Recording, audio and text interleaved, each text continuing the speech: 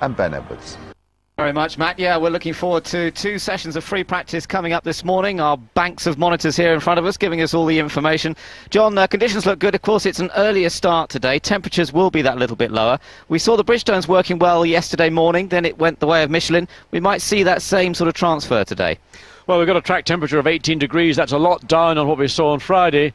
Nevertheless, Michelin and Bridgestone will be out running tyres, which they will then have to decide will be their tyre choices for qualifying later this afternoon and, of course, for the Grand Prix. And it's always, as ever, a critical choice for both tyre companies and teams as to which way they go. But we did see stunning times in practice on Friday. 2 drivers already, David Coulthard and Juan Pablo Montoya, under last year's pole, and Michael Schumacher and Kimi Räikkönen just below or just above that pole time. So these 2 45-minute sessions, as ever, for me, one of the best parts of a Grand Prix weekend. But the lead into qualifying here is going to be a cracker. The wind direction actually has changed marginally. It's now blowing into the faces of the cars as they come down that final straight. So keep an eye out on the data screen, that's on page 5, to see if there's any difference in the top speeds. The highest we saw yesterday was Felipe Massa at a monstrous 331 kilometres per hour. Yeah, it's very impressive top speeds. The speed trap situated just before the final corner, and we'll keep an eye on those speeds. Again, we might not see them quite as high today with that change in wind direction. But the weather conditions pretty good. There's a little bit of hazy cloud around, but hopefully that's going to burn off fairly quickly, and we should be on for another glorious day of sunshine, as we saw here on Friday. Michael Schumacher wasn't fastest in the end yesterday, 3rd fastest, and just looking there at the little fins on the front of the Ferrari, some little aerodynamic revisions for Ferrari, as we've seen for many of the other cars up and down the pit lane so far this weekend. Schumacher and Barrichello had certainly set the pace in the first session of free practice yesterday. Barrichello coming out slightly on top, but there's some interesting posters around for Eddie Irvine, and yes, that's right, slow arrows or fast Minardi. The poor old Jaguars finding themselves towards the back of the field, although slightly better yesterday with De La Rosa in 11th place. And I think part of what helped Jaguar was, first of all, the Michelin tyre is working particularly well here this weekend, but also the nature of the racetrack. It's all about acceleration and braking, and it's not as technical as other circuits that we've been to. So therefore, maybe it's a slightly false performance that we're seeing from Jaguar, and they're still praying, hoping that when they get to Silverstone with the revised aerodynamic package, that this is going to make them, or help them make that enormous leap forward. I hope they're not holding their breath too long. Well, there's Mr. Michelin Man, and Michelin seemed to come on strong in that second session, with Coulthard setting the pace at the end of the day, and Montoya looking very quick. Peter, I think you wanted to add something about this tyre battle today. Oh, that's right, Ben. Yes, as you say, as John said, the Michelin's looking very good. And one of the reasons that they're relatively confident is that we saw quite a lot of blisters on the Bridgestone tyres yesterday, on the rear tyres particularly. Now, talking to the Bridgestone people, actually they're not particularly worried about that, because they make the point that with groove tyres, such as those we have in Formula 1 today, the blister is very, very confined. It's confined, if you like, to that groove. It's a bit like a 747. You've got 4 engines, it's great, but if you lose one, it still flies pretty well. If you get a blister on one groove, it isn't actually the end of the world. And Felipe Massa, who you're just talking about, right behind me here, his car, actually did 35 laps yesterday with a blistered rear. So it'll be very interesting to see how that pans out. Of course, as the circuit picks up grip, they slide less, and maybe there's they're less prone to blistering, but at the same time, blisters are a function of heat. And if it's very hot, maybe we'll see that in the race affecting results. Great, well, thank you very much for that, Peter. Yes, I noticed on one of the sheets that produced at the end of the day yesterday, Pierre Ducasquier was talking about the fact that sometimes a softer tyre can blister less because it's not sliding across the surface of the tarmac so much. A harder compound may slide more, and therefore then you get more blisters. So it really is a complicated old business. Well, it's a real alchemist's dream on one hand, a nightmare on the other. But of course, the nature of a road circuit or a temporary circuit such as the Circuit Gilles Villeneuve is, it's like Monte Carlo, it's like Melbourne, it's like other racetracks that are only visited rarely, where you get a very, very dirty, a very green racetrack. And with a soft compound, even though the harder of those 2 tyres is still a very soft compound, nevertheless, on those slick or green conditions, the tyre isn't biting on the racetrack, it's skidding across it. And that in part can generate surface temperature, not core temperature, which is what the tyre companies need. Well, Mark Webber was very slow coming out of the pits there. I think he must have some sort of problem because everybody had to find a way past. Kimi Raikkonen was the first to find a way past him, so he's charged off on this first installation lap. They'll have had fresh engines put in the cars for today. We saw some good straight line speeds for the McLarens yesterday, and perhaps we're seeing some improvements from them this weekend in terms of power output. Giancarlo Fisichella was impressive, particularly in the first free practice session. He was third in that, but he dropped down to 12th by the end of the second session. Hoping for another good result here this weekend, as Fisichella's had plenty of good finishes here in the past. Kimi Raikkonen getting some support and cheers, and good to see plenty of fans even at this early hour. Just gone 9 o'clock in Montreal. Still plenty of people here to lend their support to the Grand Prix fraternity. Indeed, and turning out, some of them sitting rather bravely in T-shirts, whereas Peter Windsor on the pit lane, well wrapped up. And of course the pit lane at this point of the day is very much in the shade, so chilly on the pit lane side of the garages, much warmer on the hospitality side, and I don't mean that literally, I mean that is what the temperature is like. But just talking about Giancarlo Fisichella, 2 races now consecutively in the points, and a real rescue for Jordan, having had a very difficult start to the season. But coming to a circuit here in Canada where Jordan scored their first points in 1991, and a circuit that is a real favourite to the Jordan team, and they're looking to try and gain or capitalise on that build of reliability and confidence and get into the points once again.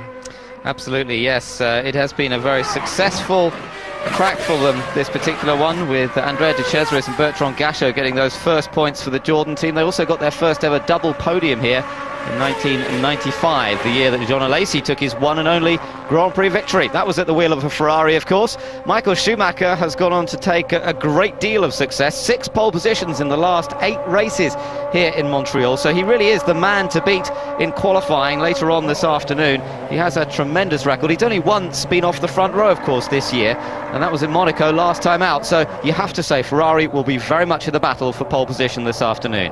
Yes, and I think the confidence that Ferrari expressed in their team notes at the end of the day, they weren't really getting involved in a battle with McLaren or Williams as to who's going to be quickest on Friday. They're not really interested in that. What they're doing is getting all the work carried out that they had scheduled. Now that was slightly sort of set off the rails by Michael Schumacher clobbering the wall towards the end of the first time session on Friday morning, but nevertheless very little damage to the car, virtually only one toe link on the rear suspension, and the car was out for the entire 1 hour of Friday's second practice session. We'll just be trying to listen in a little bit on the team radios as we go through this free practice session. We'll get the odd words now and then from race engineers and from drivers themselves as they try and work out the best way to set these cars up for this fast circuit, slightly bumpy in places, all about great braking and good traction. Now, would you imagine a local restaurateur in Montreal would actually be a Grand Prix driver? Well, that's what Jacques Villeneuve is, because he has got a shareholding in a restaurant in town, and he doesn't do any special deals to any of his teammates or to his competitors, but nonetheless I gather it's pretty popular, and it's something Jacques decided he wanted to become involved in and put something back into his home province, which is of course Quebec in Canada. I was going to say in France, it could be in France, but it is very much the speaking part of Canada, and that's one of the few links that he still has with the land in which he was born. That's right, and hugely popular here. You know, he's never had a particularly good result. The best result he had when he was driving for Williams, he finished second to Damon Hill. And there we are, just listening to a little bit of the radio. Second to Damon Hill on his first run here in Canada, but since then he's had a couple of races where he's run well and pushed hard, but quite often he's pushed too hard. He's been involved in a number of incidents, crashing at the last corner the same year that Michael Schumacher and Damon Hill did that as well. Also took Ralf Schumacher out a couple of years ago when it got wet later in the race. So he pushes hard, sometimes a little too hard in Canada. Let's keep an eye on him this weekend with the revisions that have been made to this car. And we heard from Jeffrey Willis a little earlier that this is just the very first stage of a lot of upgrades this car will go through between now and the end of the season. But of course, in tandem with that, Jeffrey Willis is going to be looking at the layout for his 2003 car, and basically he's saying, well, there will be nothing other than probably the stickers on the car and the fact that it's got a gearbox and it's got an engine. It's going to be a completely different philosophy of design, And also, interestingly, talking about the Honda engine, he's quite freely saying, we have got Honda engines next year. Well, what's happening with Jordan? Yes, we're still to find that one out. And of course, John, it might be under a different name. There's still talk that there might be a name change for that team. It's all gone a bit quiet, but certainly it has been talked about. Even David Richards referred to it slightly earlier in the year that they would make a decision whether to change the name or not. That's all gone a bit quiet, but that could be something to listen out for. Well, now that David, of course, has taken over, many things may well happen sooner or later.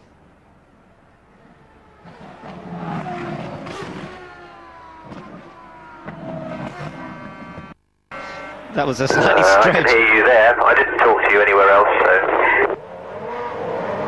so... Jacques sounding remarkably laid back this morning, isn't it? Jock Clear checking radio communication with him. Well, I think so, he says. He sounds like he's only just woken up, really, this morning, doesn't he? Well, it's a bit early for the lad, you know. I mean, he's in his hometown, got his own restaurant, got some of his chums around, and he may have had a fairly entertaining evening last night, but, of course, it is an early start Saturday morning, and really the weekend from now on is a lot of early starts. They've had a lot of problems this year, the BAR team. Just taking a little look here at Barrichello. One of the main problems they've had, reliability-wise, has been a clutch problem. They've got revised transmission gearbox this weekend. Peter, I think they're still experimenting a little bit, aren't they, with the clutch mechanism on that car? Well, yes, actually, this is the first time they've run it. It was on the spare car yesterday, and of course you can't run the spare car on Fridays, and you can't even run it now, but they fit it to the two race cars for today.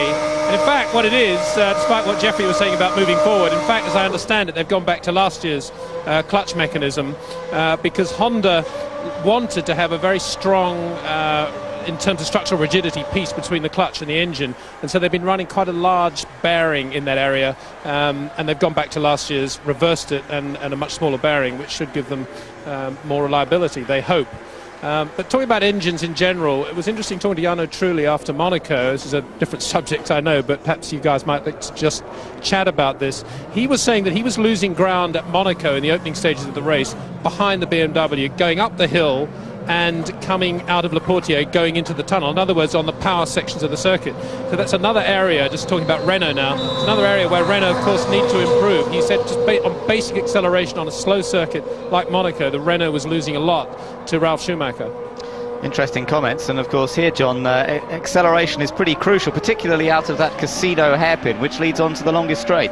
Well, it is a circuit about power, and they've got effectively two hairpin bends and two straights with a couple of wiggles somewhere in the middle. It is a power circuit, and horsepower will definitely benefit you here this afternoon. And whether you decide to use that horsepower and go quickly down the straight, or whether you decide to use it as most teams, I think, will do, particularly people like Ferrari and BMW, they'll use that horsepower to drag more aerodynamic downforce to enable them to brake later, get on the power earlier, and of course in the one or two corners where they're running maybe above 100 miles an hour, to just generate more grip, more downforce. And in fact, all around the circuit, if you can carry more wing and not hurt your top speed or your lap time, that's got to be the way to go. Well, a revision to the aerodynamics both front and rear for Toyota this weekend. Quick look down into the pit lane. Jean Todt involved in discussions with Peter Sauber. But Alan McNish getting his first experience of this track. Toyota had a reasonably promising day yesterday. Mika Salo in particular putting in fastest time in that second session of free practice. Michael Schumacher using the launch control, I think, at the end of the pit lane, just doing a little practice start. Let's just keep an eye on him down there. There we are. We watch him just releasing his finger off the button and launching the Ferrari off the line. You know the mistake that Jenson Button made in Monaco? We saw him jump the start. He put that down purely to finger trouble, I'm afraid. He just released the button too soon. Well, it's a very tense place, the grid in Monte Carlo, and a human error like that, does happen. Of course, Jenson, now a fully professional racing driver and a highly professional team like Renault, would pretty much have to own up to that one, because all the telemetry would indicate precisely what did go wrong. So there's no point in saying, well, it wasn't my fault, guys, when everybody will know in the team precisely what did happen. But nevertheless, honesty is a very important key in a driver relationship with the team. And if you try to always offload responsibility onto somebody else, your position in the team will not be very strong. No, and these days, more so than in the past, perhaps, the team has such a close idea of what is going on through the hundreds, literally hundreds of sensors that are on the Formula One car these days, and they can really tell most of the story themselves, so the driver really has to own up when he makes a mistake. McNish on a flying lap at the moment. Michael Schumacher just going out and making the installation lap, checking all the systems are working correctly. and McNish continuing round. We've still got a long way to go, and of course this first free practice session, and this gives them an opportunity to work on race setup, particularly at the moment as we go towards the end of these sessions. They will be working more on their qualifying setup. Well, Alan McNish gets his first maybe proper flying lap of the day, and he's still about 7/10 of a second away from what he achieved on Friday, but he spent a lot of the time in the pits. There was problems with his car, and a newcomer to the circuit losing valuable time for him, but principally for the team, and that you cannot afford with the limited amount of practicing that you have over these 2 days. Oh, Michael really giving it large going through turns 3 and 4, almost overrunning in turn 3 and compromising. Is that blue smoke or that little haze coming out from the back? I'm not sure. We'll keep an eye on it. Look at him sliding the car around, even with the benefits of traction control. He dials out as much traction control as he can get away with and slides the car around accordingly, and always incredible confidence. We saw him hit the wall yesterday out of the last corner. He said, well, I just pushed a bit too hard, but it's important to keep pushing. He is always flat out. That's what marks him out, really. Even though he's a 4 times world champion, he never relaxes, backs off, or takes it. He is always on the limit, and you're watching him now already putting in a fairly quick lap to start off this morning's session. But I think what you're going to see, he's going to make, this is the third sector of the lap that he's on now. I would expect to see him go quickest of all here to begin this next flying lap, and then really down to some early morning work on Saturday morning. McNish has improved to 18.831. This lap from Michael Schumacher isn't going to be that quick, but it's only 4/10 of a second away. And in fact, Michael Schumacher's time through that second sector, that third sector, was marginally down on that of Alan McNish, but nonetheless expect to see substantial improvements from Schumacher on this, his 5th lap of the day. Rubens Barrichello wasn't quite as happy with his car yesterday. They were struggling to get the braking to his liking, and that's really the challenge here, and we quite a lot yesterday. We heard from some of the team radio as well, drivers and engineers discussing how to try and get the brake balance good with very, very heavy braking areas. 6 times the cars are being slowed from over 180 miles an hour down to about 50 miles an hour, and it only takes a Formula 1 car just over 4.5 seconds to do that. So the brakes taking a real pounding, and the heat build-up on all 4 discs, of course, absolutely crucial to getting the very best out of those brakes.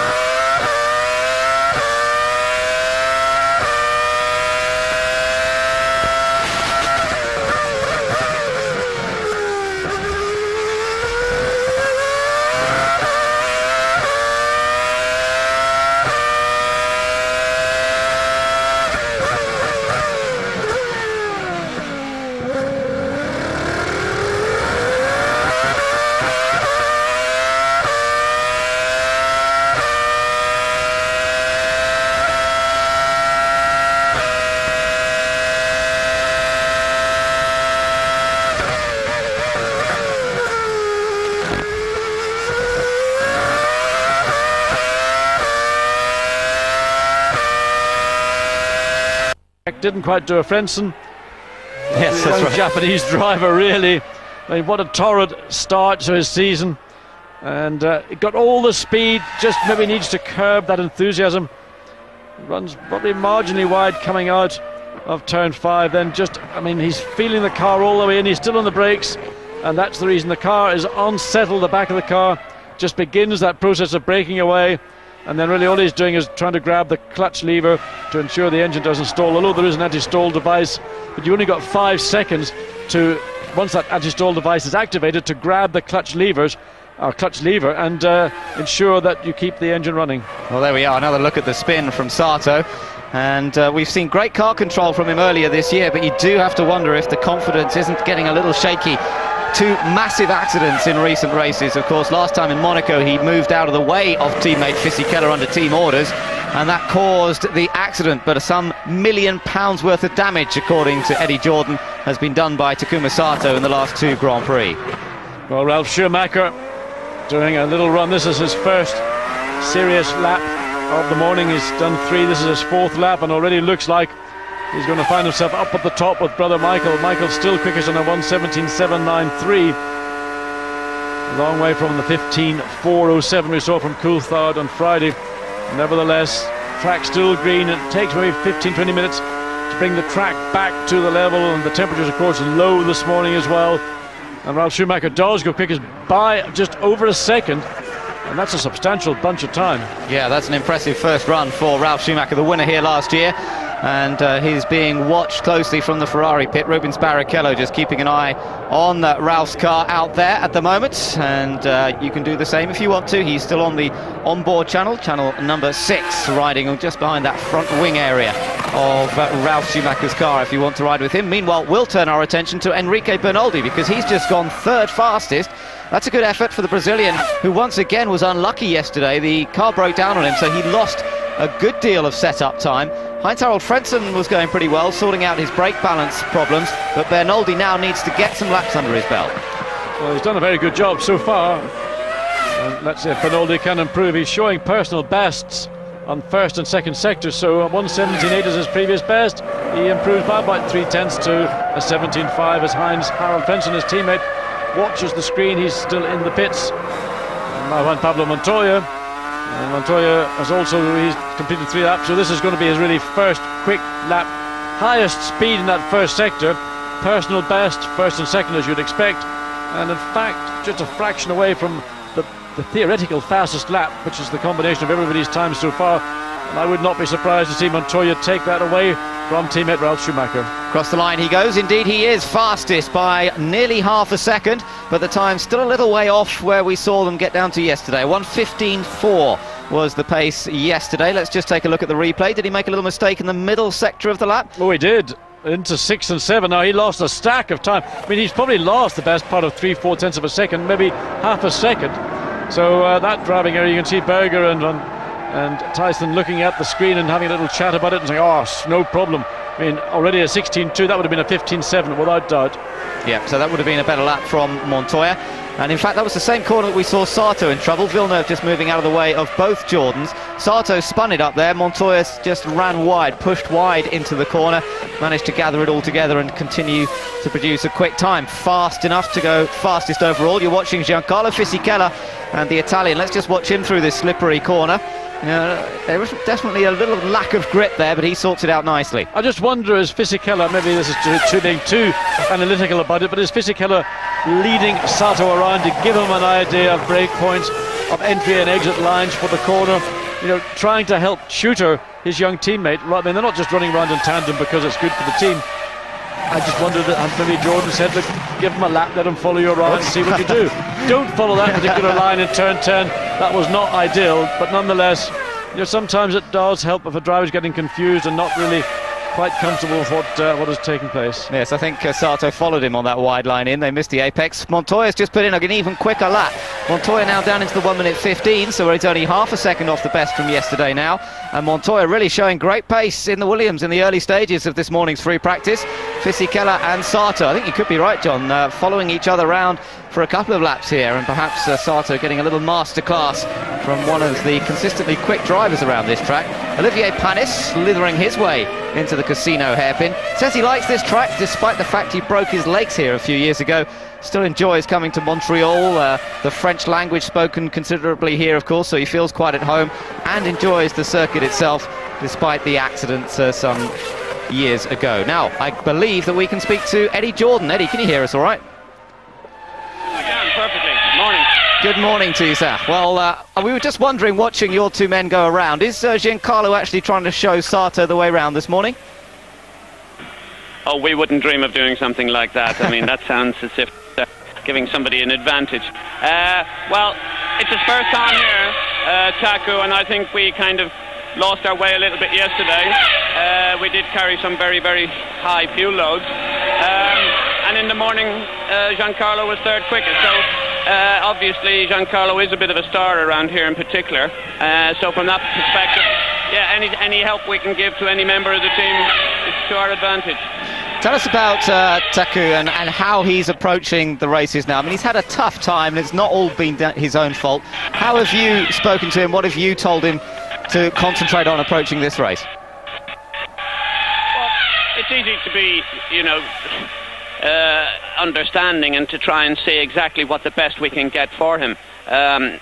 I have no doubt about his ability. I think he's a very talented up-and-coming driver. It's his first year. It is a daunting experience. I think us who live in Europe don't quite understand maybe the height and the expectation that the Japanese people are putting on him.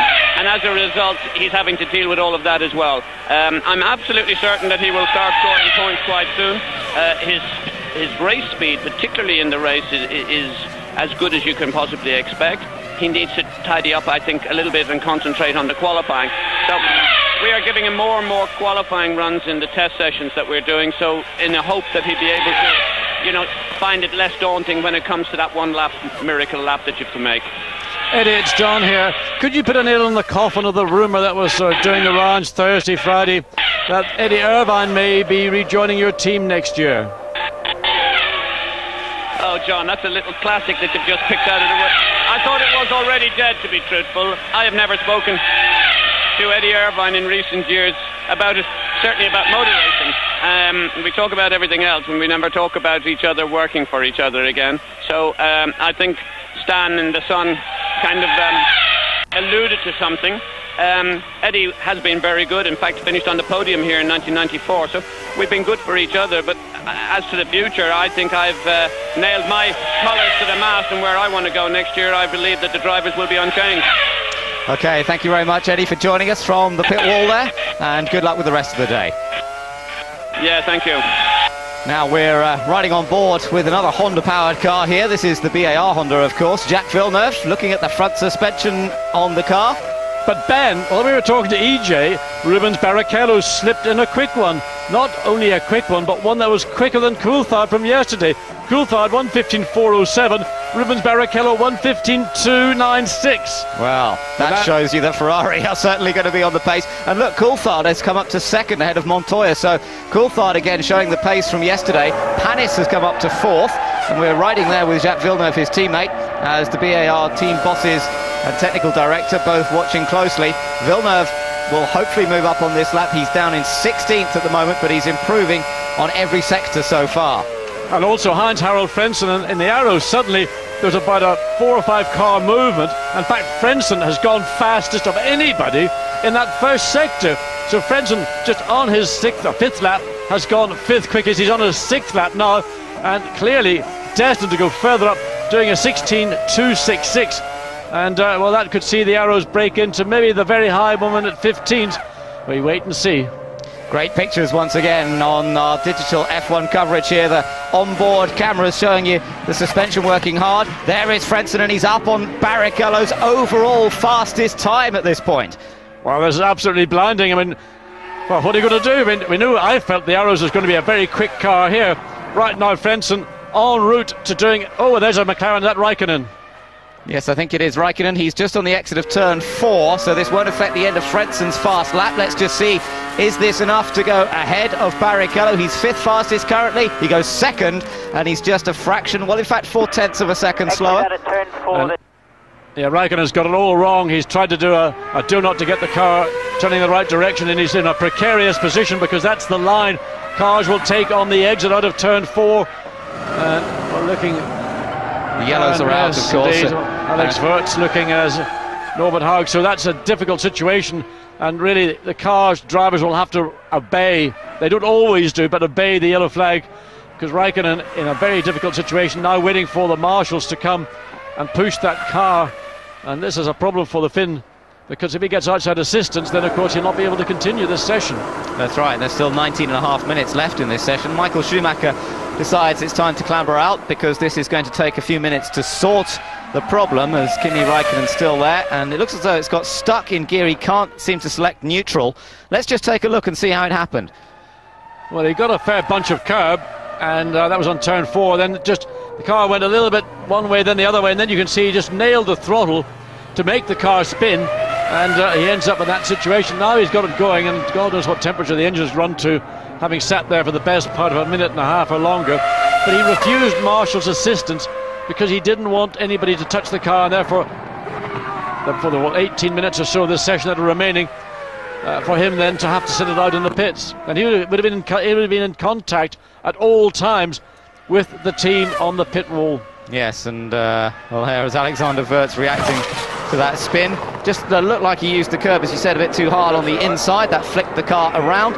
We saw Montoya have an accident like that last year here in the race itself. Raikkonen, though, surviving without damage done to the car, and hopefully be able to bring it back into the pits. So we've still got a few cars out on track. Most of them have come back in because of Raikkonen stranded, so we've got some 19 cars in the pits and 1 or 2 more heading that way. And Joe Bayer, the technical delegate, talking to Davy Ryan of McLaren, just clarifying what was the problem. Why did it take so long for that car to be able to reverse? And there are backup devices on board, but reverse gear is a mandatory requirement in a Formula 1 car. As we watched David Coulthard just a tenth of a second away and a long way off the apex on this particular lap. Coulthard on lap 8, personal bests in first and second sectors, and we could see a small improvement. He's going to try and displace Frentzen, who is currently second, but probably Barrichello's lead time just that little bit too far away. He's going into the pits anyway. Yeah, he's backed off, so it would have been a good lap, but he's decided against it.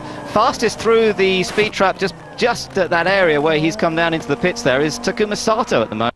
329 kilometers per hour ahead of Rubens Barrichello, so we're at about the 206 mile an hour mark at the moment as they come down towards that chicane. And I think the reason why Sato is running such a high speed in relation to cars that are much faster than him is that Jordan are doing a bit of work in preparation for Sunday's Grand Prix, and they know that they can't run the levels of downforce they will run in qualifying, and they have to find out the balance of the car, the top speed, and get the driver comfortable. So they're going to use this session in particular for Sato to try and establish a good race base, and then use the second part of this 45-minute session in just over, well, it'll be about 46 minutes when it starts, to allow him then to go and do a qualifying setup and can just worry about qualifying. So the case again, the view, Kimi Raikkonen just rides that curb, the back gets away, right rear just didn't like the way that, well, he didn't even floor it, he just had the brakes on, he just brought it to a standstill, and of course then he had trouble getting the car turned round, and in fact had to wait until he could get reverse gear selected. Let's ride with Montoya for a moment here.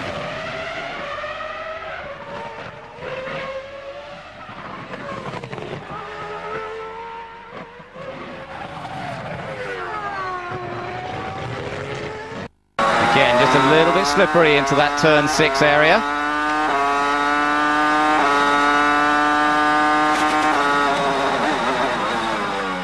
Now down into turn 8, so that's Montoya on track at the moment, using plenty of road. I believe that we can speak to Ron Dennis now on the pit wall there. Ron, Kimi Raikkonen's incident, can you tell us any more about that? Why was it so hard for him to get going again?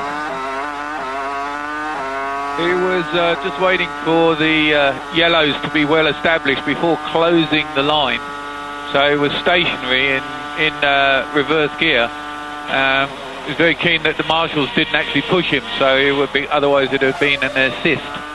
And it was just prudent, kept an eye on the engine temperatures. Once we saw that the cars had been informed that there was a yellow by their teams, then he reversed across the line. So it was a very sort of prudent, careful decision. Well, he's going pretty well. He's just gone across the line and gone fastest of all now. Kimi Raikkonen's gone ahead of Montoya. You must be fairly pleased with the way the car's running so far. It's early days, and obviously reasonably quick, which is what it's all about, but under no illusions it's going to be a difficult qualifying. Can you tell us about the improvements from Mercedes? I did read somewhere there were some upgrades this weekend. Is that the case, and are they being run for qualifying today? Well, best ask Norbert, that's his department, but constant improvement is what we try to achieve all the time. Hopefully we've closed the gap a little bit, but it's a tough formula, as John will tell you. It's not for the faint-hearted, and we're certainly not counting any chickens. Great, well thank you for joining us this morning from the pit wall, Ron. Good luck with the rest of the day. Raikkonen also, look, fastest in that second sector of everybody, so this could be the first lap we see into the 1 minute 14. Raikkonen, good clean exit out of turn 13 and 14. 15 now comes across start finish line. Well, he lost a bit of time in that last sector. He was by a reasonable amount quickest in that middle sector, somewhere drifted away. Now maybe that's the situation with a set of tyres. You've got the best of the tyres on one flying lap, and you've still got a bit left up until the middle distance in the second lap. But let's look at Michael Schumacher, who's dropped all the way down now to 12th place. He's done the most laps of anybody so far today, done 13. So what he's been doing is, as we saw him do in Monte Carlo, doing quite long runs to establish a really solid baseline information for Ferrari. Yes, and remember, you can overtake around this track, so even if you don't take pole, it's possible to win the race. Great onboard shot once again, looking at Michael Schumacher in action, and he's being watched from the Ferrari pit as well. Now let's just watch him through the chicane. This is coming up through turns 3 and 4, now through this flat-out right-hander.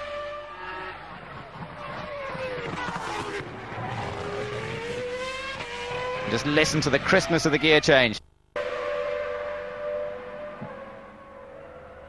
He also makes a change on either brake balance or mapping or something. You see his hand came down, left hand came down, made an adjustment at one of those little knobs on the steering wheel. Those lights flashing are rev limiter lights when the engine's coming up to just below the point where the limiter would cut in, and then the up change takes place.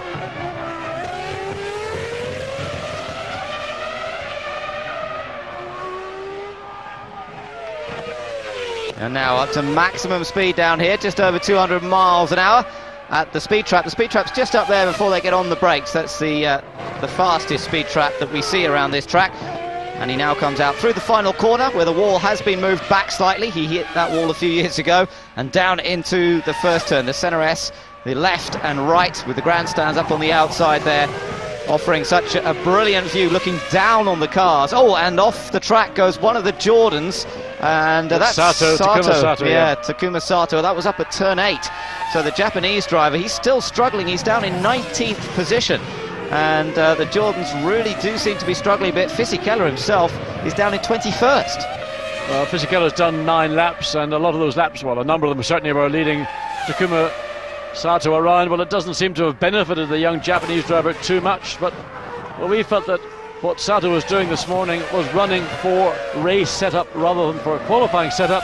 He still is the fastest car down the straight, and we're looking at Kimi Raikkonen. Well, Raikkonen doesn't even come into the top 6 in terms of top speed, but in terms of lap time there's about 2.5 seconds difference. So clearly the different approaches from McLaren and Jordan as to how they go about Saturday morning's work is you're seeing it on screen. Michael Schumacher still down in 13th place. Is he staying out for another lap? Yes, he's putting together a consistent run of laps here. This is all work for the race. This is not looking for qualifying pace, and at the moment he's just putting in some consistent laps himself. That moves him up the order. That brings him up to 8th position, and Fisichella just put in a quicker lap. That's brought him up to 7th. Well, I think Fisichella probably had been sitting it out in the pits, maybe making some alterations, but all of a sudden there he is, about where we'd expect to see the Jordan. Between 7th and 10th I think would be a very good show. Good effort from Olivier Panis here. He's moved up to 4th. So the track's still cleaning up, of course, as they're putting more and more laps down. The track's still getting faster and faster, and we're going to see the pole record from last year absolutely blown away. We're already ahead of it, and we haven't even worked our way through to the end of the free practice sessions. Kimi Raikkonen's car being worked on. He was fastest, and he is still fastest by just under 1/10 of a second. 3 cars at the moment at the top of the times. In fact, 5 cars, 5 different manufacturers. So we've got a good mix of cars up there at the top end of the timesheets. Well, Rubens Barrichello now deciding he had enough of running around in 3rd place. He's gone fastest in that first sector. I'm just considering the lap time pole position last year, 1:15.7. There are 8 cars that are actually so far under that last year's pole time, and the 8th car is, who is it? Felipe Massa. Felipe Massa in the Sauber. Barrichello's fast through the second sector as well. We're going to see a new fastest time for coming up. So while Michael Schumacher's working on race pace, Barrichello working slightly differently. Replay of Olivier Panis, not a problem, just ran a little wide across the grass. Shouldn't be any damage done. Look at this. This is going to be a quick lap from Barrichello. Just got to make a clean entry and a good exit out of these final 2 curves. Oh, very nice indeed, very nice.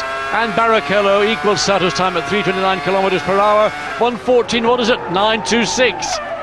So the first into the 1:14. Rubens Barrichello goes fastest in the morning free practice sessions here, and it looks as though Ferrari trying to re-establish themselves ahead of McLaren and Williams. It's Ferrari first, McLaren second, Williams third, BAR fourth, Sauber fifth, Arrow sixth, and then another McLaren in 7th place. A real mix of manufacturers up there in that top 6, and it could show for a good qualifying session this afternoon, as everybody seems to be close together in terms of times. Barrichello's backed off now, slowing it right down and letting other cars go past safely. That was Irvine having to get onto the bit of the dirty stuff there in passing Barrichello.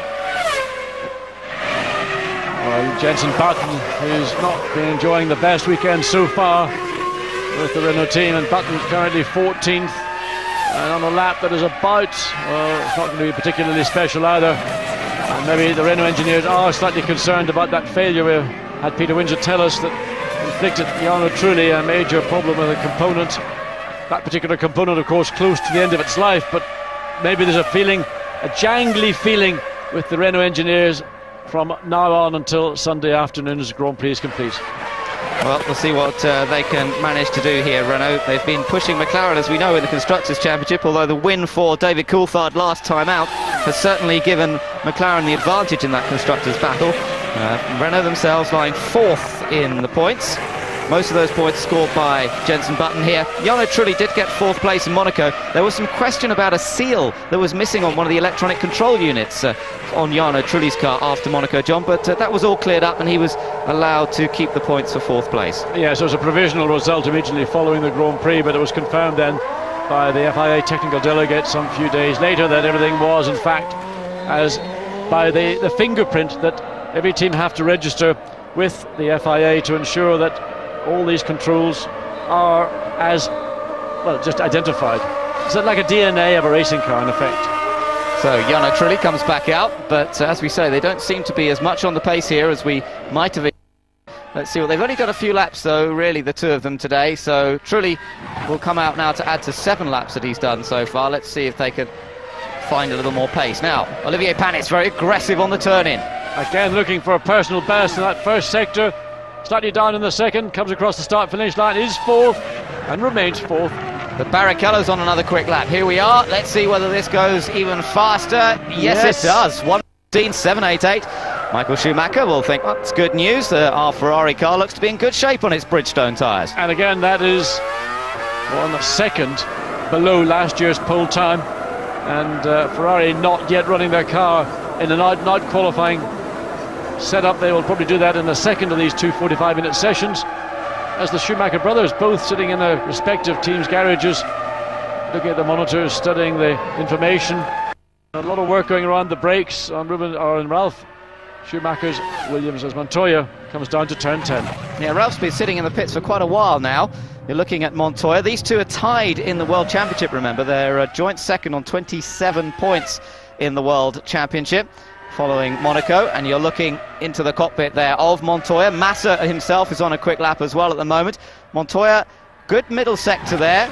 Might be a slight improvement. It's not going to be fastest overall. Oh, a little bit of correction required through that last corner. Montoya currently 3rd. Is he going to stay 3rd? No, he goes fastest. Oh, incredible. Last sector, particularly there from Juan Pablo Montoya. Despite the bit of correction through the last corner, he goes ahead of Barrichello. Well, we're just watching down on the timing screen to see Felipe Massa's time in massive first sector time, quickest of everybody, and then nothing particularly special. And here we go on board with the young Brazilian. So this is coming down into that final right-left onto 8. Certainly it'll elevate him from his current 8th place, as long as he doesn't do anything naughty or silly on the exit. Good drive off. So the Brazilian looking to move up, maybe get into the top 4, top 5. He goes 5th. So 5th fastest for the young Brazilian. He had a few off-track excursions yesterday. They were working on their brake balance, but they seem pretty happy in Sauber. They've had problems here in the past with brakes, but they were pretty happy with the work they did. He was just finding the track very dusty, slippery in places, and that was catching him out. Now, this was a replay of Montoya. We saw him correct from our onboard shot. Let's see what it was like from outside. Yeah, that was a nice little bit of correction through the last corner. Yeah, that was a hard lap, and he was using a very aggressive. Again, look how aggressive. And again, nearly, the back end drifts away, has to put lock on to correct it, and of course that carries the car a further foot over to the right when you haven't got a foot space to use. But you have to do that here, John, don't you? Particularly in qualifying, and perhaps that's what they're doing now, is just getting their eye in a little bit, how much you can hit the curb, and just really building up to what's got to be a very committed lap to qualify well in Montreal. And the shock load that goes through the suspension, through the car, when you do that, it is enormous. Nevertheless, the cars are designed to withstand it, but I don't think you're doing 69 laps as aggressively as that would be the way to finish a Grand Prix. Frank Williams keeping an eye on everything, as both cars are now on track. Jacques Villeneuve, here we are, on board with the BAR Honda driver. That looks pretty clean. Oh, and he's right out to the wall. Very hard on the power, very early out of that last corner. And this puts him up to 7th place, so 1:15.541 for the Canadian. Well, as we watch Jacques Villeneuve sawing away on the steering wheel and the team watching from the pits, Ralf Schumacher has finally gone out. He's only completed 7 laps so far this session. That is the least of anybody. The person next to him is, in fact, Felipe Massa, who's just done 8. But Ralf Schumacher, no doubt, will be very keen before the session finishes. We've just got over 2.5 minutes remaining to get a decent run in so he can then prepare for that final 45-minute session. But it's now behind Harold Frentzen, once again fastest in first sector, running in 6th place, as Michael Schumacher now decides time to go out and get that one vital last lap in. So he heads down the pit lane onto this revised pit lane exit. Remember, they used to join onto the track just before the first corner, and off the track is Raikkonen, I think, again. That's up at turn 7, so that's a slightly further round than he was last time, but he's having a bit of a tricky time this morning getting that McLaren through the chicanes. Frentzen, meanwhile, not quite so quick through the second sector. Let's see where this puts him. Currently he's 6th. He might improve a bit, but he's not going to go fastest overall here. Frentzen across the line, he goes 4th. Well, that's a good effort from Arrows to get 4th in this company. It depends, of course, once again on this whole issue of fuel and what tyres, but here's the man I want to keep an eye on, Ralf Schumacher. His time is about 2/10 down in that first sector, but we've seen as the lap continues that the time comes from the tyres. So watch for this second sector. We'll be coming up to the conclusion of it very shortly. On the exit, and he makes an error just a little bit too wide. Still maintains a reasonable amount of speed through the exit, so he's got a personal best still. But he's about, you're talking about hundreds of seconds now away from what would be a very quick time from Ralf Schumacher, with Montoya currently fastest. 320 kilometers per hour for him, not as high as we saw yesterday. Montoya's done 328 kilometers now at that same point today. Cross the line, but he goes 2nd fastest, so we have Williams 1-2, Montoya a fraction ahead of Ralf Schumacher as they continue their work towards qualifying this afternoon. Still, we'll see big improvements. This was Raikkonen a moment ago, and that was what took him across the grass. Again, the back end of the car getting away from him. Coulthard's done the same. Yes, 2 drivers in McLaren, both at the same corner, doing probably pretty much the same thing, indicating to me that McLaren are trying to sneak the downforce further forward. Now, that's something we know David Coulthard isn't so comfortable with. And that is, David's one was a lot more spectacular. He got away with that because there's gravel to the left of the McLaren, and he neatly did a nice pirouette and brought the car back, pointing in the right direction, engine running. But I suspect under braking, you can imagine just how unstable the back of the McLaren is, because certainly Raikkonen turned in and the back end came out, but Coulthard was almost going backwards before he got to turn in. But I tell you what, watching Michael then, John, he locked up the front, but the back end stayed planted. It didn't let go like the McLaren seemed to. Yes, but that's...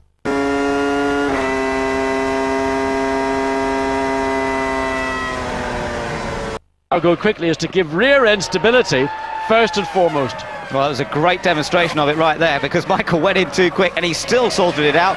Now let's just watch him here. Michael Schumacher having a good run to finish off this session.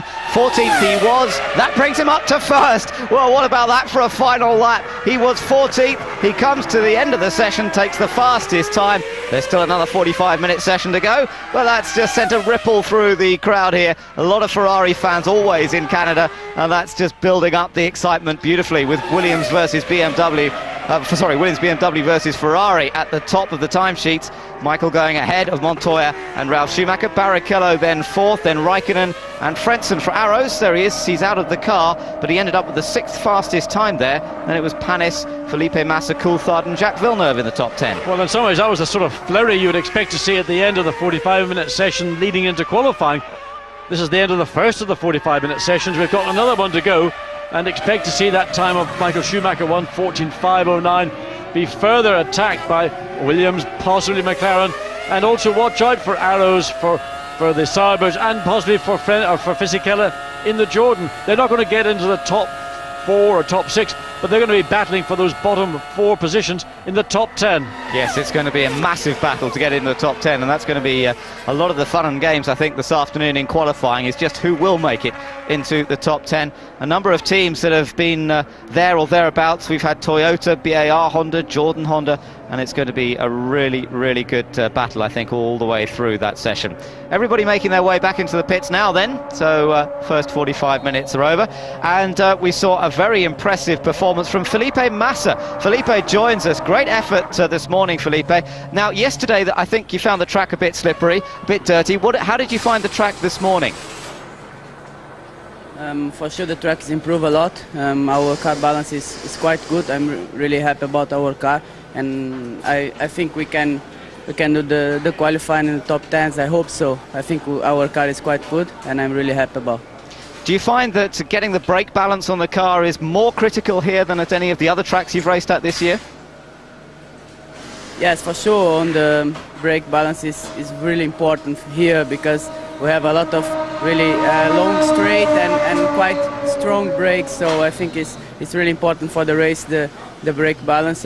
But I hope we're gonna fight the brake balance. So until now, I think our brake balance is quite good. Felipe, it's John Watson here. You had that horrible accident in Monaco when you had a brake problem. Have you got total confidence here in your brakes? The brake in Monaco is different. It's a little bit more it's slower than here, so it's small brakes, and here we have a bigger brakes, and I think it's not gonna be a big problem. But my problem was, I think, the problem on the pads, because when I brake, the here pads is go off, and then I lost completely my brakes. And did you have a stiff neck after that accident, Felipe? Because it was a pretty heavy impact. Yeah, it was quite heavy, but just Monday I feel a little bit my neck, but it was no problem, and I'm quite good. Great. Well, thank you very much for joining us this morning, and we're looking forward to your qualifying effort this afternoon. Let's take a look back over the highlights of this morning.